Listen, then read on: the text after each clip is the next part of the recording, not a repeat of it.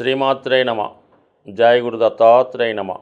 ఈ వీడియోలో మనం 2025వ సంవత్సరం జూన్ నెల మాస ఫలితాలు తెలుసుకునే ప్రయత్నం చేద్దాం. మరి ముందుగా ఈ నెల ప్రారంభంలో ఉన్నటువంటి గ్రహస్థితి పరిశీలించినప్పుడు మరి కుంభరాశి అందే రాహుగ్రహం ఫ్రెష్గా మే 18నే రావడం జరిగింది. సుమారు 1.5 సంవత్సర కాలం పాటు రాహు కుంభరాశి అందే సంచారం జరుగుతుంది. ఇక మేషరాశిలో షష్టగ్రహ కూటమి విడిపోయి సింగిల్గా శని భగవానుడు ఒక్కడే మీనరాశిలో సంచరించడం జరుగుతుంది. ఇంకా 2.5 సంవత్సరాల పాటు అదే రాశిలో అటు ఇటుగా వక్రించినప్పటికీ అదే రాశిలో సంచరించడం జరుగుతూ ఉంటుంది. మరి మేషరాశిలో శుక్రుడు, వృషభ రాశిలో రవి బుధ గ్రహాలు, మిథున రాశిలో మరి కొత్తగా మారినటువంటి మే 15 నుంచి అదే రాశిలో సంవత్సరం పాటు గురుగ్రహ సంచారం మిథున రాశిలో. ఇక కర్కాటక రాశిలో ఈ నెల ప్రారంభంలో కుజుడు జూన్ 6వ తారీఖు వరకు సంచరిస్తూ జూన్ 6 తర్వాత సింహరాశిలోకి ప్రవేశించడం జరుగుతుంది. మరి చివరగా సింహరాశి అందే కేతుగ్రహ సంచారం ఇంకా సుమారు 18 నెలల పాటు అదే రాశిలో సంచరించడం జరుగుతుంది. అయితే ఈ నెల ప్రత్యేకత ఏంటంటే ఈ నెల ప్రారంభంలో గ్రహాలన్నీ రాహుకేతువుల మధ్య ఉండిపోవడం వల్ల ఒక విధమైనటువంటి గోచారరీత్యా కాలసర్పదోష ప్రభావం ఏర్పడింది. అలాగే వృషభ రాశిలో రవి బుధుల సంచారంతో బుధాదిత్య యోగం ఏర్పడింది. కర్కాటక రాశిలో కుజ చంద్రుల ప్రభావంతో చంద్రమంగళ యోగం ఏర్పడడం జరిగింది. ఈ 3 యోగాలు కూడా ఎంతో కొంత వివిధ రాశుల వారి మీద ఎక్కువ ప్రభావాన్ని చూపడం జరుగుతుంది.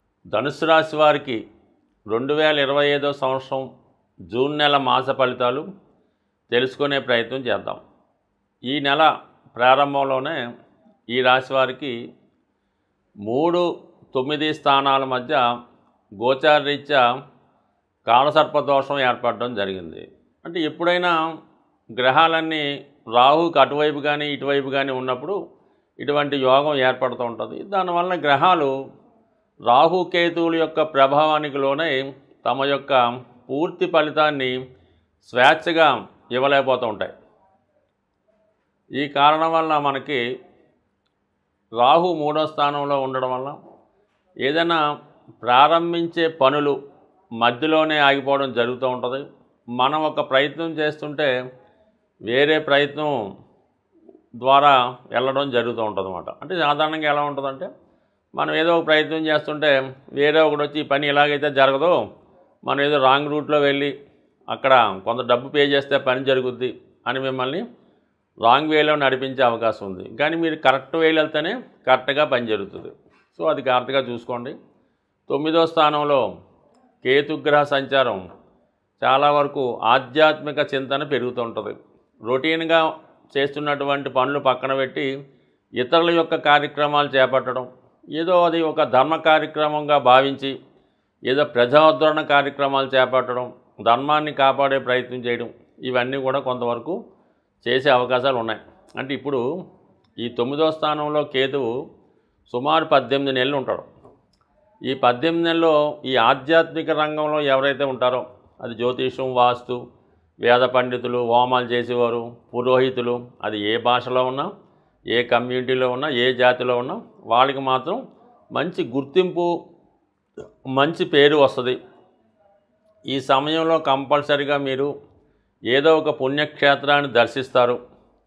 అలాగే చాలా వరకు పండితుడిగా పేరు సంపాదించుకుంటారు. కానీ మనీ విషయంలో మాత్రం అది పెద్దగా అది కోఆపరేట్ చేయదు. ఆధ్యాత్మిక చింతన కలిగిస్తూ ఉంటుంది. అది వారు దాన్ని బట్టి దాన్ని కూడా ఉపయోగించుకోవడం జరుగుతూ ఉంటుంది. ఇక ముఖ్యంగా అర్ధాష్టమ శని అది కొంతకాలం పాటు ఉంటుంది. ఇప్పుడు ముఖ్యంగా అష్టమంలో ఏర్పడినటువంటి కుజచంద్రులు ఈ చంద్రమంగళ యోగ ప్రభావం వల్ల దగ్గర బంధువులతో విరోధం వచ్చే అవకాశం ఉంది. అలాగే జీవిత భాగస్వామి మీద ఏదో ఒక అపవాదు, అనుమానంతో కొన్ని మనస్పర్ధలు రావడం, టెంపరీగా ఇతరుల మాటలు వినడం వల్ల భార్యాభర్తల మధ్య గ్యాప్ పెరగడం కూడా జరిగే అవకాశం ఉంది. జాతకుడు అనవసరంగా ఊరిక కోపానికి ఆందోళనకి గురవుతూ ఉంటారు. సో అది జాగ్రత్తగా కంట్రోల్ చేసుకుంటేనే మంచిది. ఏదైనా కళ్ళతో చూసిందే నిజం అనుకోవాలి. ఇతరులు చెప్పిన మాటలు వినడం వల్ల నష్టపోవడం జరుగుతుంటుంది కాబట్టి ఈ విషయంలో కూడా జాగ్రత్తగా వ్యవహరించండి. ఇక శుక్రుడు 5వ స్థానంలో ఉన్నాడు. చాలా వరకు మంచి ఆలోచనలు వస్తూ ఉంటాయి. ఇది మీలో ఉన్నటువంటి టాలెంట్కి తగిన గుర్తింపు వస్తుంది. ఎవరైతే మ్యూజిక్, ఈ సినిమా, ఈ మీడియా, సంగీతం ఏదో ఒక కళా రూపంలో ఉన్న వాళ్ళకి వారికి తగినటువంటి ప్రతిభ గుర్తింపు రావడం జరుగుతూ ఉంటుంది.